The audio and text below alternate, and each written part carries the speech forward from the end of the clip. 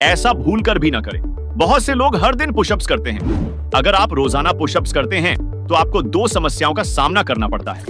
सबसे पहले, यह पुशअप एक ऐसा व्यायाम है जो छाती और बाइसेप्स पर सबसे अधिक काम करता है, लेकिन किसी भी मांसपेशी को बढ़ाने के लिए कुछ नियमों का पालन करना होता है। एक तो यह कि जब आप पुशअप्स करते हैं तो छाती की मांसपेशियां टूटती हैं। मांसपेशियों के टूटने का मतलब है कि जब हम व्यायाम करते हैं तो व्यायाम के दबाव के कारण मांसपेशियों के कुछ छोटे छोटे सूक्ष्म स्तर क्षतिग्रस्त हो जाते हैं। और जब आप अच्छा खाना खाते हैं और सबसे महत्वपूर्ण बात, जब आप अपने शरीर को आराम देते हैं तो आपका शरीर उन मांसपेशियों की मरम्मत के लिए काम करना शुरू कर देता है। और फिर जब आप दोबारा व्यायाम करते हैं तो मांसपेशियां फिर से टूटती हैं और फिर आपका शरीर इसे फिर से ठीक करने के लिए काम करता है।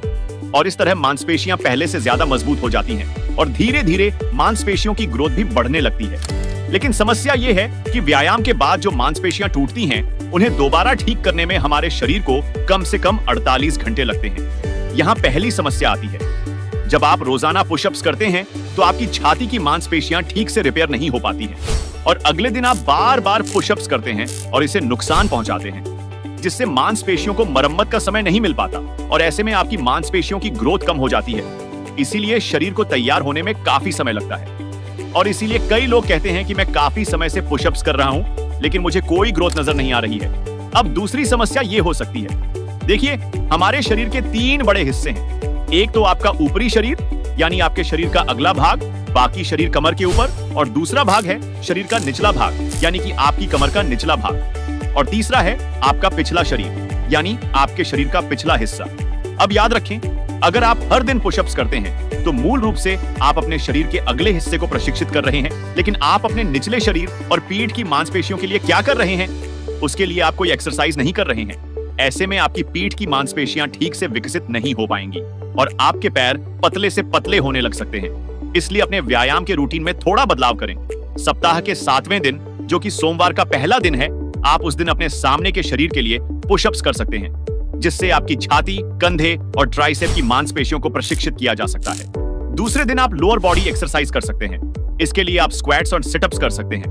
पैरों की मांसपेशियों को मजबूत बनाने के लिए यह एक्सरसाइज बहुत मददगार है। फिर तीसरे दिन आपको पीठ की मांसपेशियों की एक्सरसाइज करनी होगी। इसके लिए पुलअप्स जैसी एक्सरसाइज ज्यादा बेहतर रहेंगी, क्योंकि अगर आप इसे सही तरीके से करेंगे तो आपकी पीठ और बाइसेप्स पर खिंचाव पड़ेगा और चौथे दिन आप कोई व्यायाम नहीं करेंगे। फिर शुक्रवार, शनिवार और रविवार को आपको इन 3 एक्सरसाइज को दूसरी बार दोहराना है। इस तरह हफ्ते में 2 बार आपके पूरे शरीर की एक्सरसाइज हो जाएगी। अब कुछ लोगों के लिए पुलअप करना थोड़ा मुश्किल हो सकता है, इसीलिए यदि आप किसी भी कारण से पुलअप्स नहीं कर सकते हैं तो आप एक दिन पुशअप्स कर सकते हैं और दूसरे दिन स्क्वाट कर सकते हैं। फिर पुशअप्स करें, फिर स्क्वाट करें।